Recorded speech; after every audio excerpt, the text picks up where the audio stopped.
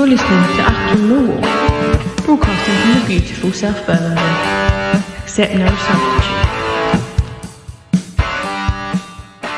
Hello, dear listeners. Welcome to a very, very impromptu edition of Achtung, Millwall. Joining me at the moment is Michael Avery. Welcome to the show, Michael. Good evening, Nick. Last time I moved this quick was the morning after having a curry. So this is very impromptu, listeners. We literally got the message about 2 minutes ago saying, "Quick, all in the studio, let's go." So yeah, glad I can help. We may be joined by others. We'll see. But at the moment, I've got Michael. Michael, I might play some suitably funereal music for the departure, which was the inspiration of this show, listeners. The final departure, the last days of the Icelandic superstar, Mr. Jon Dadi, who has signed a deal this afternoon to play for Bolton Wanderers. I thought this deserved a show. I think one of the probably a very nice bloke. I don't think I've ever had any reason to think that he's not a nice bloke, but one of the most inept signings, I think, in recent years. Is that being harsh, or is that a fair judgment in your humble opinion? No, I think you're right, because normally with strikers, if they, or not strikers, any player, if they leave, they leave or they go under a bit of a cloud. We certainly know about it. He's never got from under. He's never left the cloud. Yeah. No, exactly. But he, he to a point, he turns up every week, doesn't he? Or when he's picked, he's there on the we bench. Don't know. Or it could be a mannequin with a hairband on, just sat there normally. But yeah, he doesn't say anything in the media about him wanting to leave or wanting to go, or he feels held back by the club. So yeah, fair play to him. It's just not worked for him. There's no two ways about it. It's very similar. I know we said it earlier on between us. It's very similar to the Scalak move, where he come on with a pretty decent reputation from fans from his previous club, and it just, for whatever reason, hasn't clicked, and he's gone on somewhere else. So fair play. Absolutely. Well, goodbye to Jon Dadi, but hello to Aaron Paul and to Ryan Loftus, who I think is actively frying his sausages. That's not a metaphor either, Ryan, is it? No, it is. You join me in the midst of cook along with Ryan. We've got Thai red curry tonight for dinner. So unfortunately, Jon Dadi Bodvarsson never quite had this sizzling form during his time with the Lions. Nicely done. And also a big welcome to Mr. Aaron Paul. How are you, Aaron? Hello, mate. Yeah, just sad that he's departed. Sad day for us all, mate, isn't it? A happy day for the Millwall wage bill, I think, though. Well, I saw a great tweet actually from the Jersey Supporters Club saying that Bolton have finally found the replacement for Nat Lofthouse. Very good, very good. But in fact, they've had a good run of Icelandic players in their history, haven't they, Bolton? I mean, like, he goes there and he has to follow in the footsteps of people like Gudni Bergson, Ida Gudjohnsen. Yeah. They've had some really good Icelandic players there. So quite the challenge to the bodies, taking the number 9 shirt up at the generic sportswear stadium. Yeah, it's gonna be fascinating to see how he gets on. I like on the website it said Jon Dadi Bodvarsson nearly was a Bolton supporter growing up. It's kind of on the way from London towards Iceland, so I suppose it's like a slight left-hand turn en route. But I've got this kind of dread feeling, Michael, and I want to hear what Ryan thinks as he fries his Thai, array of Thai ingredients. Is he going to come back and bite us on the bum? Is he going to turn into a goal-scoring machine? It's not called the Reebok Stadium anymore, but will he come to life in Bolton? I wonder. I don't. It's on the cards. So I don't. Jon Dadi is one of those. He comes across as one of those newfangled non-scoring strikers. The Shane Longs of this world, ones who are very much appreciated for their work rate and maybe off the field attitude, but maybe not with Jon Dadi. But I highly doubt that we might rue the day. I think we'll probably rue the day that we signed him more than the day we let him go. To put it lightly. Just looking at his numbers here, boys. I mean, 30 starts, 46 substitute appearances. That's always a warning red light for me, boys. A lot of more substitute appearances than there ever are start points, and 7 goals in that time, which included one decent goal, which I found, which was from 2020, so 2 years ago now, an 82nd minute. It wasn't the winner because we were already leading by Matt Smith, who we'll come on to, against Reading, and it was actually quite a nice finish. But some of the howlers that for Jon Dadi did for him, Michael, didn't they? I mean, I can remember one howl. I can't remember who it was against, but he put it wide when he only had the goalkeeper to beat, and you just can't keep wasting chances like that at Millwall.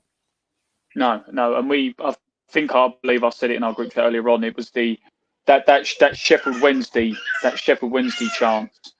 He's just that he just smashed over the bar. That might be the one I'm thinking of. Yeah, that was just the one that keeps just resonating in my mind of how poor a miss that was. But I don't think he's going to come back to bite us at all, really. I think the only other people who are as delighted as the fan base but won't put it out is the social media teams like Max and Mark, who don't have to find the letters with the weird apostrophes when they tweet these the runic script. Yeah. But no, he just, like I said before the guys joined the chat, but it just didn't work for him, and you can't knock anyone that it doesn't work for, because from my opinion, he always seems to sort of put in a shift and sort of run about, and one of the things that a lot of the fan base said was that he's a trier, but God loves a trier. He just weren't much of a doer, was he? That child in the background, Michael, sounds gutted. We've just told him that Jon Dadi's left, and he's just run around screaming, bless him. He took a while to get in the sides at Millwall when I felt like, especially when Rowett took over, he was off the bench quite a bit, in and out the side. Last season, it seemed that he was very much first choice over Bradshaw. I don't know what everyone else thinks, but it seemed like last season Bradshaw was really struggling to get a game. And Bodvarsson was very much starting a lot more without, just having anything back. And then fast forward, 6 months, a year, Bradshaw's got the new contract. Okay, he's got the injury now, showing form, and Jon Dadi's had his contract cancelled. I mean, there's nothing interesting about it, Ryan. He scored his last goal 18 months ago. Yeah, but I mean, he was still playing and playing a lot more than Tom Bradshaw was, and Bradshaw has at least delivered to some extent. Well, that was always one of the criticisms, wasn't it? Like last season with Gary Rowett, a lot of the time was he always seemed to bring on, when we were struggling, he'd always bring on Bodvarsson for that last 20 minutes, wouldn't it? And like you say, he never really gave Bradshaw the chance. So yeah, no, I agree with what you're saying there, right? I wonder whether that screaming child at your house there, Michael, just found out that he's cost us £750,000 when he signed from Reading. There was like a wail of despair at Millwall's transfer policy. Unfortunately, that little baby for Christmas got Bodvarsson on the back of his shirt. So that's a costly choice. Shirt for a baby. Could you imagine having Bodvarsson on it? You need 2. I think the Jon Dadi Bodvarsson shirts will pass into cult kind of status at the den. I don't know if anyone's actually got one out there. Someone must have bought one. I'll tell you what, Nick. I'll buy one. Let's raffle one off. Raffle it off. A sympathy raffle. Do you know what? I think the way you played this season, I don't think Bodvarsson's got a Millwall shirt with Bodvarsson on the back. Maybe he's made one appearance on a bench this season, and that's it. Look. You can't deny Gary Rowett's giving him a fair crack of the whip. He's just not up to it. He gave him. I mean, I think it's a similar point to Ryan's made, and I'm just thanking Lord, if there is a Lord above, that Harry's not on this call, because he would be going on right now about Gary Rowett, and his lack of acumen. Because as Ryan said, I mean, that's a lot of starts he got over a player that's really come good this season. Very unlucky to get injured, Tom Bradshaw. And persevering with a player that was quite clearly, well, is it polite to say out of form, or is that being too gentle on him? I don't know. Did he ever have any form to get in? I don't know. So it does make you question why we persevered with him for so long. But there we are. So anyway, it's a long trip up the N1 for the Selfos Supersonic Jon Dadi Bodvarsson. 30 starts, 46 off the substitute bench, and 7 goals. 7 goals. That's not much from 76 appearances, I suppose, for an international striker. Aaron, he played for Iceland in the World Cup, I believe, didn't he? Was it European Championships? He was part of the team that beat England. Euros. Yeah. Incredible. On less humorous and a player with much more respect at the Den. I was kind of sad, but I think I was expecting everyone was probably expecting the departure of Matt Smith, who headed north also to Salford City today, signed a deal up there. I think that's he always had these limitations. I mean, Ryan, you were never a great fan of Matt Smith footballer, were you? I mean, I liked him, but then I'm from the 1970s, and I like a big centre forward that muscles in at the far post. But you and your Thai cookery, mate, you're more into the kind of exotic, kind of bohemian strikers, the false tens, all that malarkey. Yeah, I eat like I like my football, just exotic and exciting. No sausage and mash and pie and mash for me. It's all the new way thing. No, I think Smith, I would have very much liked him earlier on when Harris was kind of initially trying to bring him in. He was obviously a very effective target man, and Millwall played very well with that. And I was more, I think, frustrated as when he started to get a run of starts under Rowett. As he was a good plan B, but when you started him, it was a very, very different story. Like the side, he takes a lot out of the side. Purely, he just can't lead a press. He can't do the things that you kind of need to be doing if you're going to be a good counter-attacking side, which we are. If you're sitting deep, Matt Smith, he probably takes 10 or 15 minutes to get from box to box, so you're not going to have a load of chances. But no, it's interesting. They both go, within a few days of each other. It's the tale of two strikers, really. Matt Smith, he leaves as this, Danny Dichio style cult hero. A couple of important goals that people will remember. Seems like a very nice man, very liked within the squad, and then Bodvarsson kind of out the back door. Yeah, Aaron. Matt Smith, 20 goals. I mean, that's a decent return from a player that made 63 substitute appearances, 39 starts, 63 as a substitute. That's quite remarkable. But the 20 goal haul over his 3 seasons with us speaks volumes. I always liked him. You always get a sense with Matt Smith, even if it is only a 20-minute late cameo, that there's a goal possible with him in the I just used to love it how he used to run on so enthusiastically, and then he'd just go and hold the bottom of his back like a woman about queuing for an antenatal class. He'd always hold the bottom of his back. It's just funny, but yeah, useful. He'll go and smash up League Two, won't he? He really will. I think he will. I think he'll get goals there. I think it's good business by Salford. Michael, do you like that business from Salford's point of view? If you were a Salford fan, I think it's excellent business. I really do. I think if you've got a player of that calibre who not so long ago was being looked at by Wigan, and I know that Wigan aren't exactly the force they were a few years ago, but they're a well-respected League One side who pop up to the Championship occasionally at the moment. If they're looking at him and he's managing to go to Salford, a division below, he's certainly going to be. And I think what we need to remember with Matt Smith, I wasn't a huge fan. I think we signed him probably 5-6 years too late. I believe didn't even Holloway come in for him at one point, didn't he? Put in a bid for him, and that might be when he ended up going to Fulham or something like that, wasn't it? But I think with Matt Smith, a lot of people need to remember over the last couple of years when our strikers, I know we've said about Bodvarsson and Bradshaw earlier, but when they weren't scoring, for all his critics, it was Matt Smith who was finding the back of the net. And he was always quite confident when he played. I remember the game against Reading when he came on. He was under a bit of scrutiny for a few games. He come on, chest puffed out, and I believe he scored, didn't he? In the game, I think it was Reading away at the Majewski. So he's a very confident player. He's clearly a good person to have around the dressing room, and he's well respected amongst the club. And it's a shame for Millwall fans that we didn't see him earlier. A few years earlier, I've got to say, because I think he really could have made an impact if we signed him. Probably an intelligent bloke, isn't he? Obviously, I think he's gone up to Salford, doing a degree in Manchester as well. So it'd be interesting to see post career where he ends up in the game. If it's boardroom or if he wants to be, kind of Edwin van der Sar style, becoming a CEO and running a club. It'd be interesting to see, and I'm sure, if paths crossed in future, he seems like the sort of head you might want in a boardroom. But he's trodden the Tom Elliott path from Millwall target man to Salford. Let's hope he has a better impact down there. But he might, Nick. He might be the last of a dying breed. He might be. Yeah.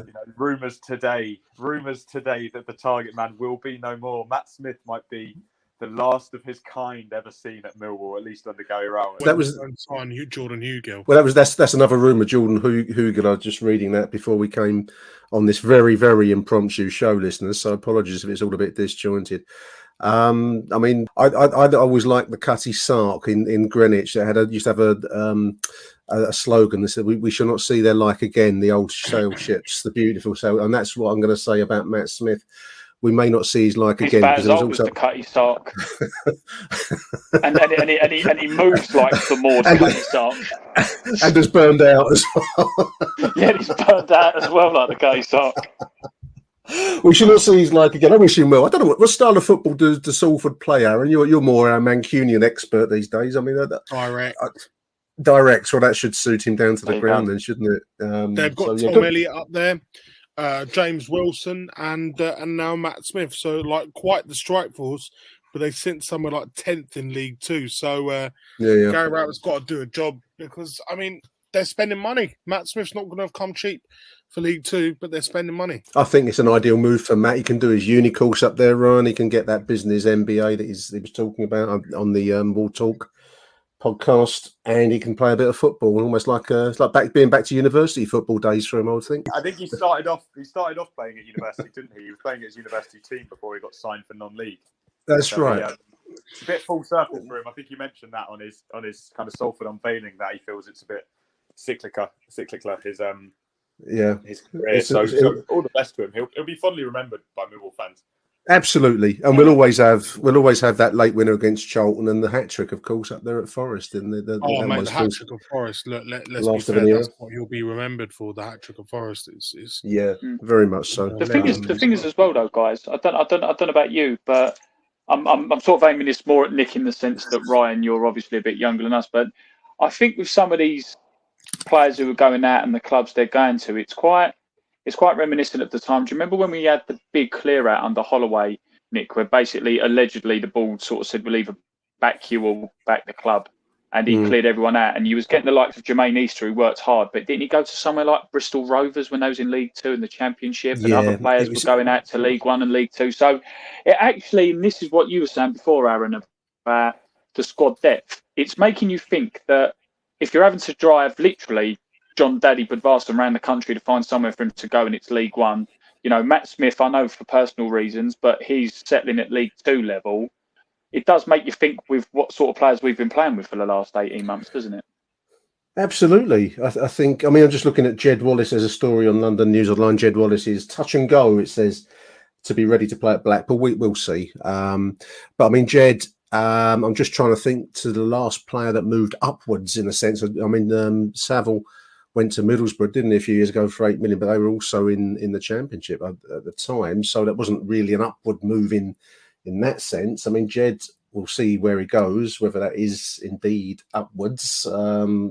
He's probably about as close as we've had in a long while for a player that's gone away from us to a higher level. I mean, other than that, you're going back to, I suppose, the Zach Whitbread era and the Steve Morrison when they moved away from the Den. Otherwise, it's your point, Michael, that, as players have left us, they've been going down to League Two level or or that kind of that kind of position. So it does make you wonder how we've survived so long on stale bread compared with what some.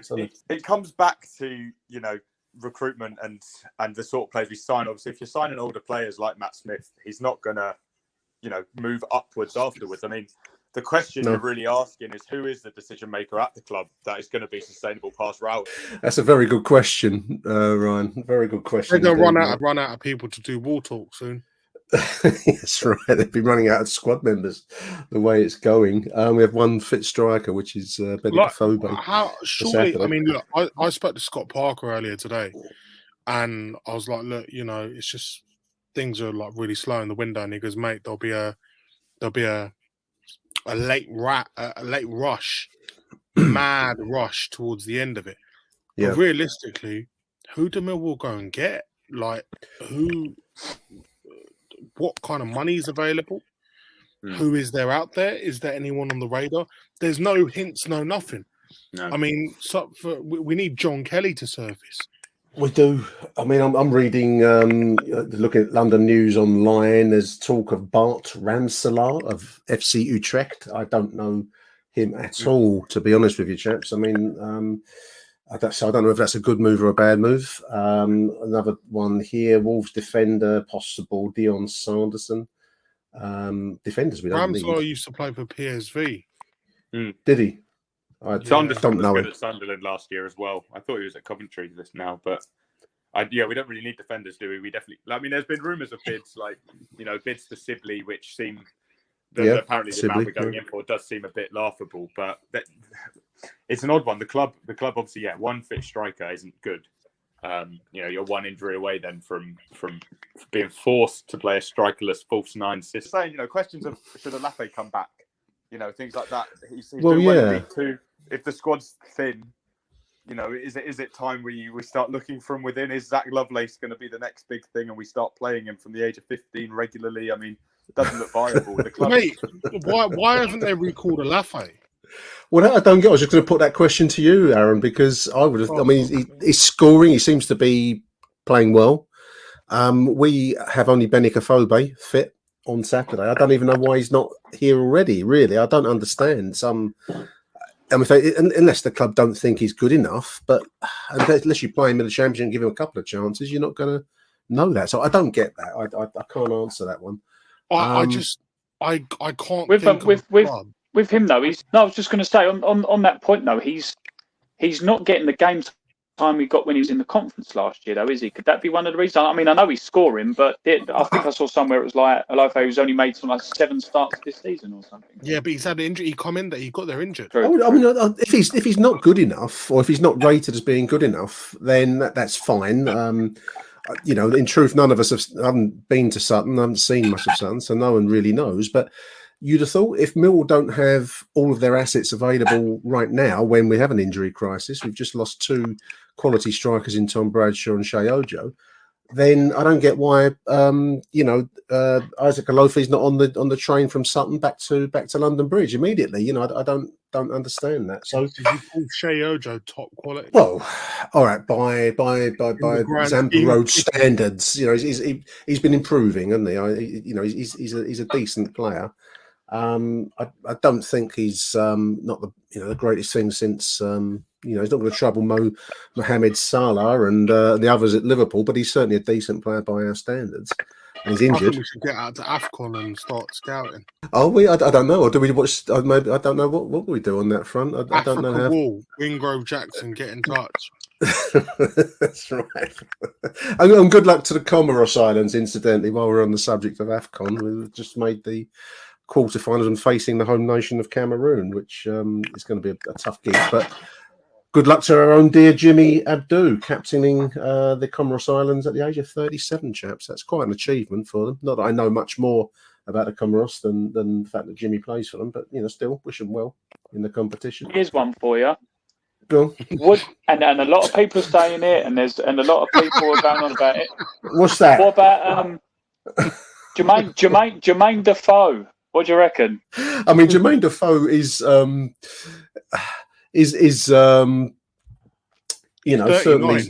he's quite old now. I'm sure he's a lovely bloke. And if I was Salford City, I might think that'd be a great sign. But we should be aiming a bit more, a little more bit down the tree of youth. And talking of the tree of youth, talking about the tree of youth, we're joined now with Harry Warren, who missed a sitter, like Jon Dadi style. You missed a sitter. You sent him as a picture of yourself. Put it wide, mate. Your credibility is shot for criticism of strikers from here onwards after that. Yeah, to be fair, I mean, to get knocked out of a cup quarter final by missing that is rather damning. But it means I'm of the right idea to criticise Jon Dadi Bob Varson, I suppose. Just call me Jon Dadi Bob Warren. You've come to the conversation late, H. So give us your thoughts on the departure of Jon Dadi Bob Varson. What do you what you're thinking? Happy days, or are you sad to see him go? happy days, or I don't know. Like, obviously, it's good that he's gone. I think it's a weird situation that he's been so disillusioned with the club. It's a bit like a few others, obviously, which is coming back to bite us in the arse a little bit. The way that Rowett manages his squad. Jon Dadi isn't good enough, and I'll make that very clear. There's other players that haven't been good enough, but when you have COVID outbreaks in the squad, you need to use your squad, and playing 15-year-olds, Zach Lovelace and Boateng and others is being led to by your mismanagement of players. I don't think the man management particularly has been great, but all being said, Jon Dadi Bodvarsson isn't good enough, and Jon Dadi Bodvarsson, as you know, I don't think Matt Smith should have left on a free, but Jon Dadi Bodvarsson, I have no problem leaving on a free, because you're never going to get money for Jon Dadi Bodvarsson. Yeah, I mean, I think that's probably in a nutshell similar to the sentiments that we've expressed already, and he just didn't prove good enough. One thing that did catch my ear earlier on before you joined us, Harry, was, and it might be a subject dear to your heart, but you do have to question why Gary Rowett played him so often last year over Tom Bradshaw, who's proven to have come good. And, you can... It was quite obvious to any impartial observer at the Den, every time that Jon Dadi was playing, I know he became a bit of a figure of fun, but we just weren't seeing the finishing skill that was, that he was missing a lot of goals, wasn't he? So you just wonder why he was given such a long leash of rope before he was finally yanked out of the squad. It's it's very interesting. I've started to watch the I know I'm late to the party, but I've started to watch the Spurs All or Nothing documentary series, and it's quite interesting to see how well certain people come across and how bad people are behind the scenes. So they can be totally different on a match day. So Dele Alli at the start of Mourinho's tenure at Spurs is like, watching him at training, he looks unfit, uninterested, and then goes a difficult boy, like yeah, and then goes on and puts on like 3 man in the match appearances, like at the start of his reign, and you're like, okay, like Mourinho clearly is taken aback by this. So I wonder if Jon Dadi Bodvarsson's one of these football players that's a brilliant trainer, but terrible when it counts. There must be something there. Otherwise, you're not a professional. I know it's very easy to go, it's a typical Millwall shit signing, Millwall strikers joining a pantheon of Millwall strikers that we've spent money on and they've turned out to be dog shit. Paul Goddard, the list goes on. I mean, Paul Goddard is the pinnacle, obviously, as a replacement for Teddy Sheringham. You sign that. So I don't know. It's worrying because it's Millwall, and we don't have the funds and the resources to sign players and get it wrong. However, by the very nature of the beast, every transfer is a risk. I agree. Matt Smith, we've paid him good tribute. I think maybe the times have moved on for him, both in terms of old father time for himself physically, but also maybe there's a name for a different kind of striker, a different kind of attacking style that doesn't suit him. Do you agree with that, or is that being rather rosy tint? I think he's still got. I think he'll go to Salford and get 20 goals. It's just that's what he'll do. But do I think there's still a chance for a player like him in the Championship? I do. Do I think that to get him into the side, you have to play a completely different way than what Gary Rowett's willing to do? He suited Harris 4-4-2 rock and roll football rather than sort of freeform jazz that is what we seem to try and play. So. Yeah, you're right. You're right. His card was marked as soon as Rowett come through the door. He barely featured. You're right, Ali. You can take away. I mean, he did miss that. I wonder, and this is sliding doors moment. If he scores against Palace, does he stay? Because that would be mad. Like imagine 2 weeks ago he gets the equaliser and we go on and win that game, right? And Matt Smith scored the goal. Does he get rid? Do you kill Matt Smith off? I can't believe they let him go in general, mate. With the situation you find yourselves in, I thought they'd wait for another week or at least a week and say, right, let's see where we are compared, sort of on the run up to the end of the month. Yeah. Otherwise, It's just So- a very bad piece of business. I want to make that very clear. I agree with you, Aaron, that it's a terrible bit of business. All we're seeing in this transfer window by Millwall is a club that lacks direction. It's got no clear understanding of what it needs to progress. The Sibley saga, Sibley is ridiculous. The actual funds involved in that transfer are ridiculous. I mean, Yeah, we're guessing. I was going to ask you about Sibley, Harry, because that you're articulating a view that's kind of doing the rounds a little bit on. Not, I don't mean that in the sense you're just summing up of what a lot of people are saying, but Derby being in the financial state that it's in, I don't think there's. You could criticise the club for over offering in that, because we haven't buy the short and curlies because they need to sell players, or is it that Steve Kavanagh is offering a sharp price because we think we can get a decent player for less than he's worth? You can't. I don't. That deal is not over and done with yet. There still is. What's today? The 19th today. The 20th today. So we've still got some 10 days of the window to go. So you can't. I don't think you can knock the club for trying to exploit a situation. Maybe take it to the wire before They're final trying offer's to made. do what Palace did how many years ago to Millwall? Yeah. And they took all those players. At the end of the day, Derby have come out and said today that they won't have enough money to finish the season. Millwall are saying, well, look, we're one of the hyenas at the door, the vultures from above. We're going to come and I totally get that. But be the we don't need to be the vulture in this situation. You need to be the lion, because he's worth the money that he's worth. Let's actually, for once in our fucking entire history, do something that involves sort of forethought and planning.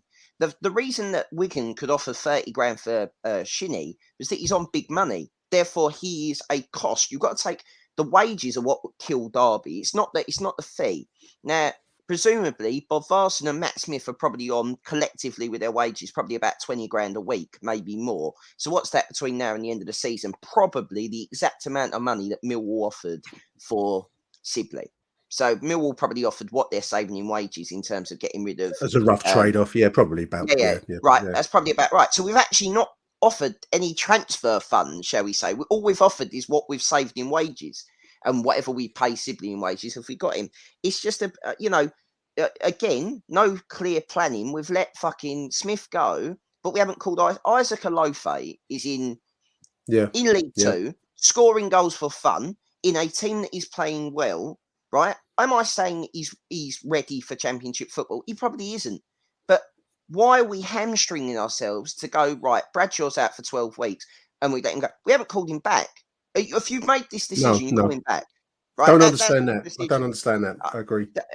There's no clear fault. There's no clear fault to any of this. But Harry, what you're saying is what we've been harking on about for. I mean, how many years I've been doing this? Shit, I've been doing this for 4 years. 5 years now. 4 years I've been on this pod, and every year it's like, holy shit, we come to a window again. Millwall ain't got a clue what they're doing. They don't know what they're doing. And like everyone knows it. We all know it, but no one says anything. Very simply, we're all sat here, going on about Louis Sibley. He hasn't scored a goal in the league this season. He scored one in the league last season. This is a player who scored a hat-trick at Millwall 2 seasons ago, and everyone's like, oh, shit, wow, we should go and get him. Mate, he's not an established goal scorer. I don't understand where people think this is magically going to turn up and go, yeah, he's going to set the world alight. He's going to be another kid who comes there, gets burnt out to fuck, and ends up either going one way or another, going somewhere for big money or on the scrap heap. Is he a good player? Yes. Is he a game changer right now? Probably not.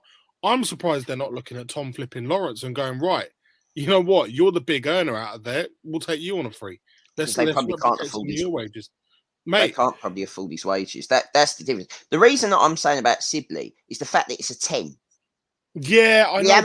We haven't got one. He needs time. He needs time to go and bed into that role. I'm honestly, it's a bit baffling. I'm surprised no one's gone for Lee Tomlin. Seriously, yeah, true. No one's gone for Lee Tomlin. You can't get him fit, can you? That's the mate. Point but you know what? Even then, he's got good feet for a big man, isn't he? Yeah, but mate, that the days of Millwall signing big feet for a good feet for a big man are done under this manager. This manager will only sign players from Stoke, Birmingham, and Derby. So those are our three abilities for us to do. So Used to be fucked. Yeah. Yes. So like Wallace saga. You know what's going to happen, right? And I'm putting this out there. We are going to fucking lose out to Sibley on the last day of the window and sell Wallace for about £4, right? I'm so glad you joined the conversation, Avery. Because because you have to. The difference is there's being pessimistic and there's knowing your football club, and I know our football club to be fucking inept. So therefore, you say Harry, you say the club's inept, right? It is, yeah. And I agree at the moment there's very little transfer activity at the Den. But like as you were saying there with Scott Parker, Aaron, and as we always know with windows, all it is that one knee-jerk transfer that starts the whole thing off like a set of dominoes going down. And that normally happens at the end of a window. So I'm not too worried yet, although I said that last window. But at least these players that have now gone, right? So you're looking at Jon Dadi, Matt Smith, and you could argue maybe Thompson's obviously on his way out. You know, there's no confirmation or evidence that he's going, but he's clearly not favoured by out. These are players that even when we're on our absolute dire straits, they don't play. We haven't seen Jon Dadi all season. We've seen 10 minutes of Matt Smith in 10 minutes in the last how many games against Palace? Yep. We've seen Thompson play 45 minutes, and I think the last time he got on was August, September.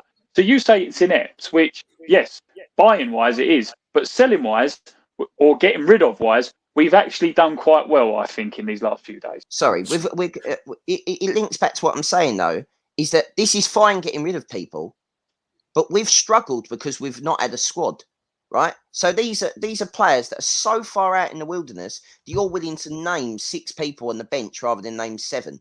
Because, obviously, Bodvarsson wasn't involved when he went off to play for Iceland. We played Lovelace in front of him, right? So how much must the relationship be damaged behind the scenes? You know, when we turn around and say, oh, the people want to be at the club, do they look interested? You know, I personally, if Thompson don't fucking turn a leg, right, for Gary Rowett, that says more about Gary Rowett and his hatred of Gary Rowett and their dislike of each other than it does about Ben Thompson. It's interesting comments. Start. What's that? What are these comments, Nick? What are these comments? Well, I'm just going to reinforce Harry's point that when Matt Smith signed for Salford City, he said that he felt wanted and valued there. And I thought that, I mean, Smith is an intelligent bloke, and I think he chooses his words quite carefully. I'll tell you something. Listen to I'm sorry for plugging it, Nick. No, you plug it, mate. From 5 Lives Football Daily. It's being released tomorrow lunchtime, Friday lunchtime, or whenever this pod is done. Friday lunchtime's been released. We had Richie Wellens, the former Salford City manager, on. He said that when he signed his contract, he had to sign a contract for Sky TV as well, to say that a cameraman can follow him wherever he wants.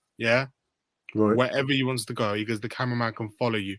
Because they're a media production at Salford City, of aren't they? Yeah. So for Matt Smith to say he feels welcomed, mate, trust me, when you got someone following you when you go into the Cardi, then call us. Call us back and say you miss flipping Calmont Road. Calmont Rose, yeah. I mean, the other ones I just want to mention, Tom Bradshaw, obviously he's felt his knee go last Saturday.